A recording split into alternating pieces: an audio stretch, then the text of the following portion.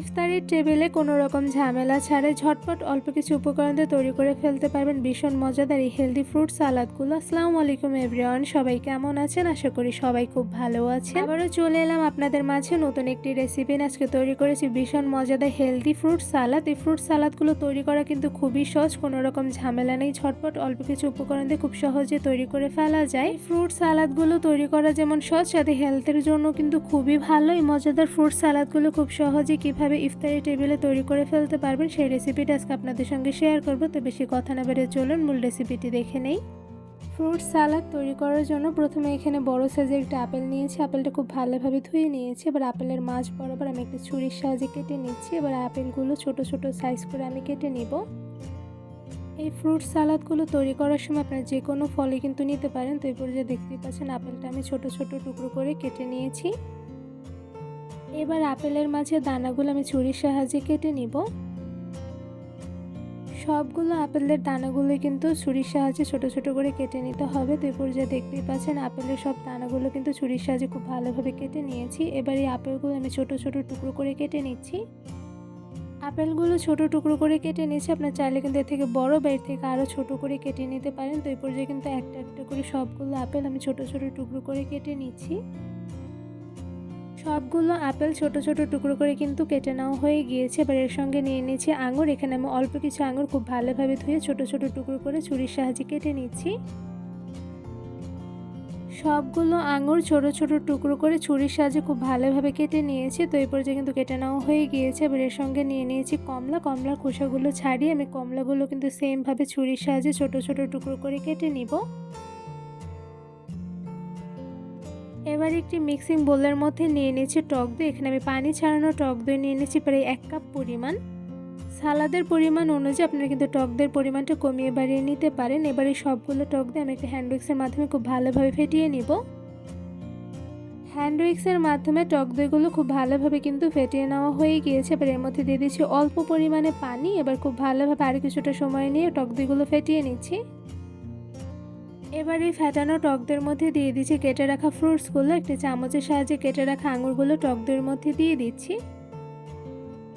এই তো সবগুলো আঙুর দিয়ে দেওয়া হয়ে গিয়েছে। এবার এর মধ্যে দিয়ে দিচ্ছি সবগুলো কেটে রাখা আপেল।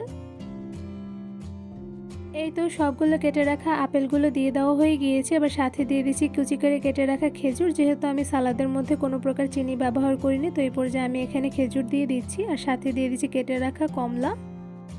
এই তো সবগুলো কমলা দিয়ে দেওয়া হয়ে গিয়েছে। এবার টক দইয়ের সঙ্গে সবগুলো ফ্রুটস খুব ভালোভাবে চামচের সাহায্যে নেড়ে মিশিয়ে নিব।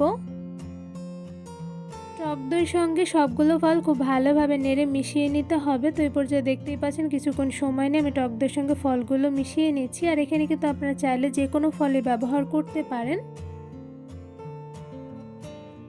কিছুক্ষণ সময় নিয়ে টক দইয়ের সঙ্গে সবগুলো ফল কিন্তু খুব ভালোভাবে নেড়ে মিশিয়ে নিয়েছি। তো এই পর্যায়ে দেখতেই পাচ্ছেন আমার ফ্রুট সালাদগুলো কিন্তু একদমই রেডি। আর এই ফ্রুট সালাদগুলো দেখতে কিন্তু মাশাআল্লাহ খুবই সুন্দর হয়েছে। এই ফ্রুট সালাদগুলো খাওয়ার জন্য কিন্তু এখন একদমই রেডি। এবার এই ফ্রুট সালাদ থেকে আমি অল্প পরিমাণ করে নিয়ে একটি পাত্রে বেড়ে নিব। একটি চামচের সাহায্যে অল্প পরিমাণ করে ফ্রুট সালাদগুলো কিন্তু ছোট ছোট পাত্রে আমি তুলে নিয়েছি। আর এদিকে দেখতেই পাচ্ছেন মাশাআল্লাহ দেখতে কিন্তু খুবই লোভনীয় হয়েছে।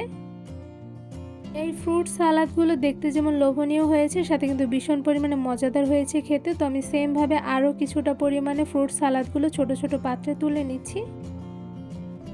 এই তো চামচের সাহায্যে ফ্রুট সালাদগুলো পাত্রে তুলে নেওয়া হয়ে গিয়েছে। এবার ফ্রুট সালাদগুলো আমি ফ্রিজে রেখে দিব। এতে করে কিন্তু ফ্রুট সালাদগুলো খেতে আরও বেশি মজাদার হয়ে থাকে।